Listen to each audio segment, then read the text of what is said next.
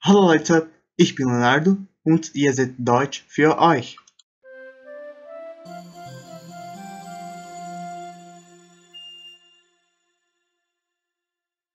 Once again, we're continuing with the inseparable prefixes. And according to the alphabet, today's lucky candidate is Miss. Also, just as a heads up, I'm still a bit congested, so some of my nasals will sound slightly weird today. Sorry about that. Jemandem missfallen, to displease somebody. Also exists as a noun, das Missfallen, misliking or dissatisfaction. Etwas missachten, to disregard or to ignore something. So somebody could give you an order or a warning and you could missachten that. Etwas missbilligen, to disapprove of something. And it's also pretty likely you'll encounter the corresponding adverb missbilligend, disapprovingly. Jemanden missbrauchen, to abuse somebody. The focus here is on the use because brauchen means to use something, or that's part of what brauchen can mean.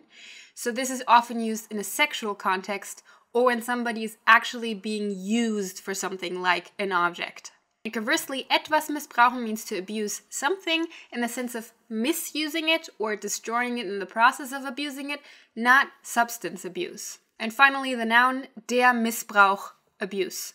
Now, a very closely related one to this is jemanden misshandeln. It also means to abuse somebody, but the focus here is on an action. So this one is usually used for violence. You have to be careful with this mnemonic device because this is not what it means, but if it helps you, you can relate it to mishandling somebody. Because you can't really mishandle anything that isn't alive. So you could mishandle an animal, but not an object.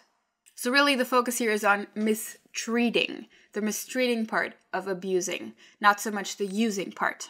And then also here we have a noun, die Misshandlung, also means abuse or mistreatment. Etwas missdeuten, to misinterpret or misread something.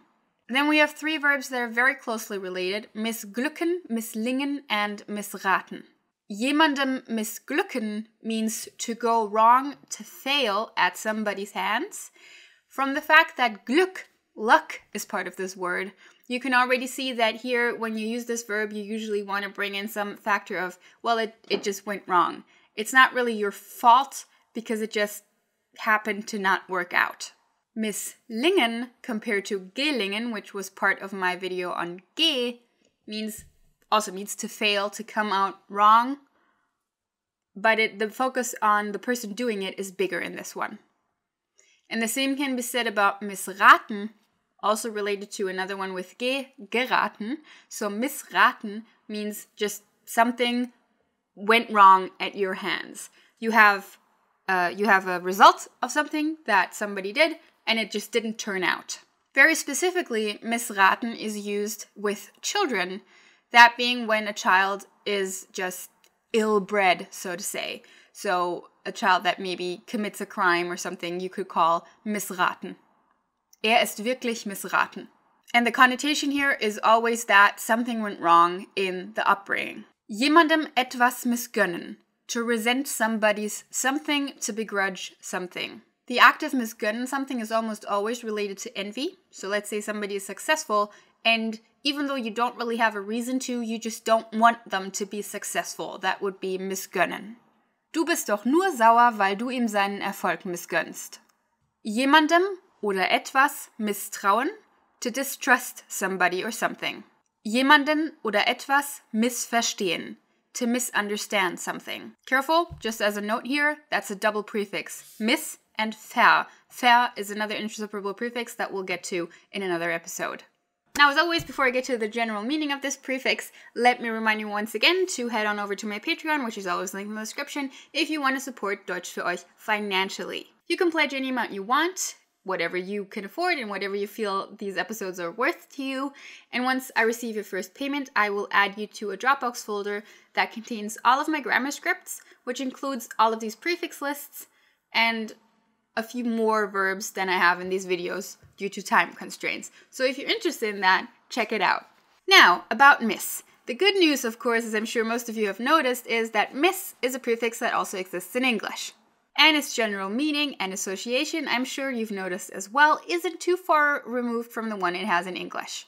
The bad news, or let's say somewhat worse news, is that it's rarely connected to the same verbs that it is in English. Because another thing that I think became clear from a few of these is that miss in German can not only be translated to miss in English, but is also translated to dis in a lot of cases. For those of you who aren't clear on this in English, miss basically means wrongly, while dis means there was something in existence, and now because of this action that includes the dis prefix, it is no longer. So for example, dissatisfied means that you used to be satisfied, and now because of something that happened, you are no longer satisfied.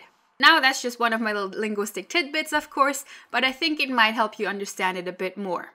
Generally, what can be said about miss is that it is not very productive. It can form new words, but it generally doesn't, and it also is pretty rare compared to other prefixes.